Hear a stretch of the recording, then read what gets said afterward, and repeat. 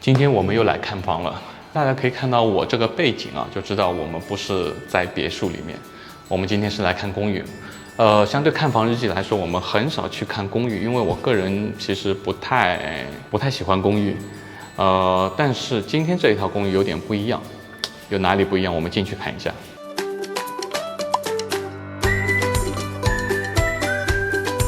因为今天这个不一样的点就是大多数公寓都比较小，这一间公寓它的面积有99平米。其实我们今天本来是要来拍一个最大的那一套，最大的那一套是在隔壁有150平米，但是到了这边，然后开发商跟我说已经卖掉了，然后我们今天只能拍这一套，应该算是最后一套吧，99平米的一套公寓。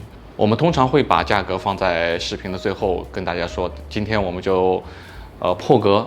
片头就告诉大家，这套公寓现在目前在售是850万泰铢。其实这套公寓的位置相当不错啊，它离宁曼路的玛雅那边步行只有14分钟，然后车程差不多也就5分钟左右。按照目前的泰国关于房产的法律法规来说，在泰国买房子现在最安全的就是现房的公寓。一来公寓就可以个人持有嘛，外国人可以个人持有；另外一个现房你就不用担心去烂尾啊这些问题。但是公寓又有一个问题，大多数在泰国的公寓都是面积非常小，通常在30几平米、40几平米，大一点的50、60平米。特别大的这种公寓，我一直在想，外国人可以持有公寓，那为什么不把公寓造得更大一点呢？如果你面积造得特别大，它的总价就会特别高。大家都知道，就是在泰国公寓要比别墅要贵很多。一般来说，开发商很少去造那种特别大的这些公寓。进房间来看一下啊，它其实有一个很大的一个特点，就是它坐落于素贴山山脚下，所以它的山景特别漂亮。我们看一下，我们出去。外面因为有空调声啊，大家可以看一下，这山景特别漂亮。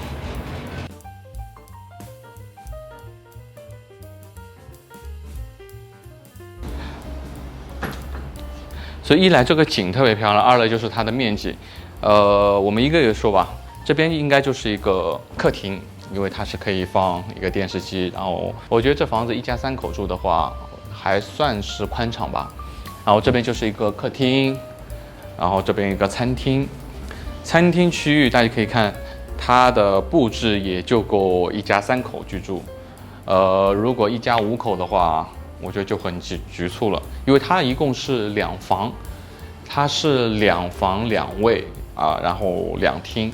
其实它的餐厅区域可以放更大的桌子，因为它样板间嘛，它隔了一个小的这种，算是书房吗？算是书房吧。可以弄个电脑的，但不算特别大。反正如果你放一个大一点的圆桌，我觉得也可以做得更宽敞一些。然后这边这个厨房啊，我要说一下，这个厨房其实要比一般的公寓要宽敞很多，对吧？它等于是一个独立的一个厨房。然后这边如果封一下，做个门的话，它就可以完全独立的。因为公寓里面一般来说的话，我觉得应该是所有公寓它里面是不允许有煤气的。就我们在别墅住的时候，我们是有罐装的煤气的，但是公寓里面一般是没有煤气的，一般来说都是用电磁炉，所以这边也是一个标准电磁炉，然后一个水槽，然后这边就是一个简单的一个冰箱。好，这个卫生间，其实就是我们通常别墅来说的1楼的公共卫生间，但是公寓它面积小，也谈不上公共卫生间，其实它就等于一个公用跟一个次卧共用的一个卫生间。然后就是一个马桶、台盆，然后它是有淋浴的，它其实是有一个淋浴的，因为它要兼顾到一个次卧的需求嘛，所以它是有一个淋浴的。然后从厨房、卫生间这边过来以后，我们就可以看到这边是一个卧室的区域。我左右手两边都是，我们从次卧开始看。这个次卧的面积啊，对于公寓来说，我现在说的所有东西只是仅对于公寓来说啊，这个次卧面积对于公寓来说是很大一个面积，因为你想，它是一个卧室空间，再隔了一个算是衣帽间的一个区域出来吧，所以我觉得这种公寓啊，这种面积的公寓会住的相对来说会比较宽敞、比较舒服一点。我个人是不太愿意住公寓的，这只是我个人意见啊，就是我觉得公寓太小，就是我觉得我来了泰国没必要去住那么小的公寓。但是这个面积来说，我觉得就是还是愿意可以住，对吧？我觉得这个面积日常生活来说是可以居住的。然后这边就是一个卧室，但是这个有一点特别怪啊，它电视机特别近，你发现没有？对吧？这样躺着看电视的话，其实还好啊。所以这一块仅仅就是睡觉的需求了，你不要想再有其他的功能性。我觉得这边衣帽间啊，你倒是可以隔成一个书房，可以在这边像我如果剪视频啊，喜欢打游戏再打游戏啊，隔壁也不是太大影响。然后和次卧对门的就是一个主卧。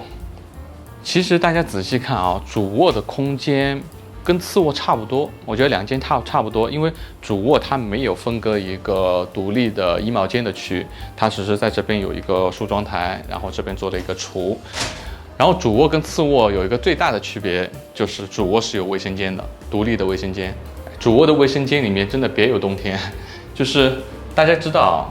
我们在经常拍别墅的时候会发现，就是主卧的卫生间都会有一个浴缸，然后这边也是，它的主卧空间有一个浴缸、马桶、台盆以外，它还有一个淋浴，就是我手指的地方那边还有个淋浴，然后这个淋浴的空间也不小，但这个因为它的总价包括它的面积来说，然后它各个功能区域的面积都会比普通的公寓要大一些。其实公寓就这么大，就是一眼都可以全部看穿了。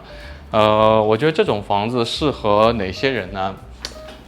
适合一家三口。然后刚才我说的就是你可能对这种别墅持有产权会有异议的。当然，很多人会说，现在马上泰国会有新的房产新政出来了。我之前的 podcast 也说过这个问题，在没有这些政策都没有落地之前，我们都暂时把它定性为一个谣言吧，对吧？我觉得就是因为泰国这种政策变化特别多，所以我一直觉得就是所有政策落地了以后才是真正的政策。我们只按照现在的政策来说，现房公寓是在泰国买房最安全、最安心的一种方式。很多人跟我说，你为什么不去拍一下别墅的持有方式啊？